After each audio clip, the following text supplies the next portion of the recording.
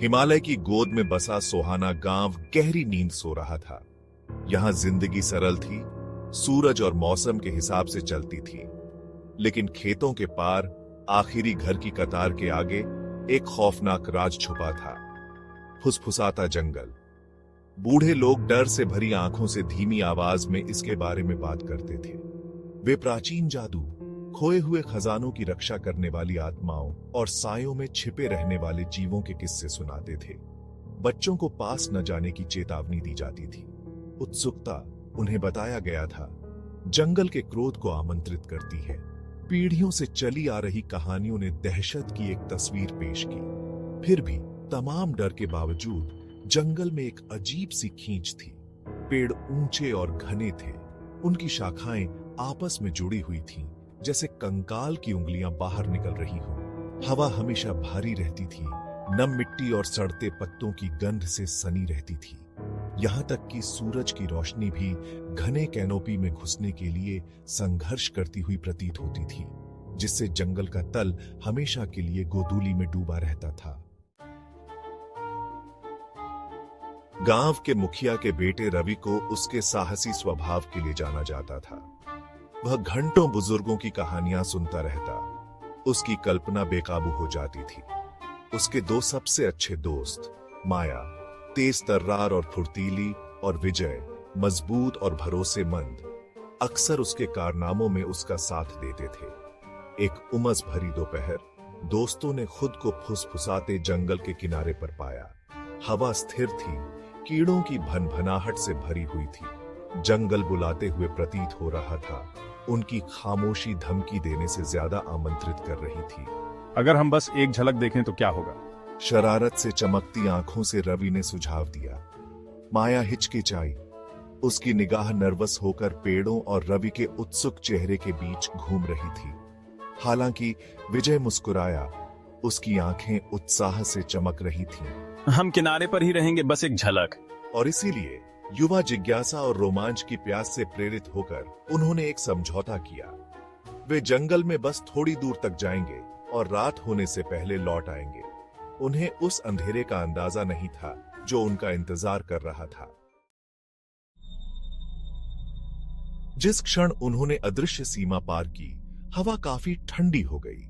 घने कैनोपी में घुसने के लिए संघर्ष कर रही सूरज की रोशनी ने लंबी भयानक परछाइयां डाली, जो उनके चारों ओर नाच रही थीं। फुसफुसाहट धीरे धीरे शुरू हुई, पत्तों की हल्की सरसराहट, पैरों के नीचे एक टहनी का टूटना। लेकिन जैसे जैसे वे गहराई में उतरते गए, फुसफुसाहट तेज होती गई और जोरदार होती गई। यह ऐसा था जैसे जंगल खुद बोल रहा हो, उन्हें वापस मुड़ने की चेतावनी दे रहा हो।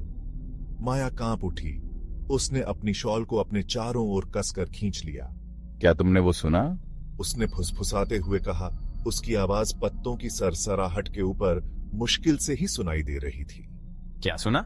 विजय ने बहादुर बनने की कोशिश करते हुए हंसी उड़ाई, लेकिन उसकी आंखें घबराहट से इधर उधर भाग रही थीं। हालांकि रवि को अपने अंदर एक सिहरन दौड़ती हुई महसूस हुई।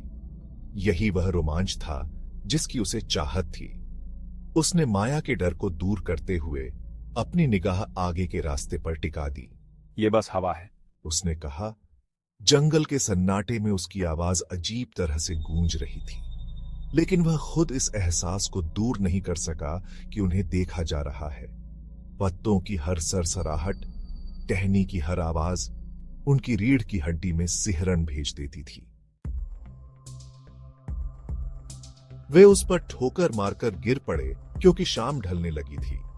उसका ढहता हुआ अग्रभाग लगभग अतिक्रमण करने वाले जंगल में समा गया था। नम मिट्टी और सड़न की गंध से हवा भारी थी।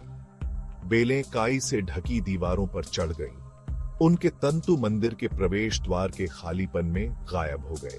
ये जगह क्या है? माया ने विस्मय से भरी आवाज में कहा। मंदिर प्राचीन था।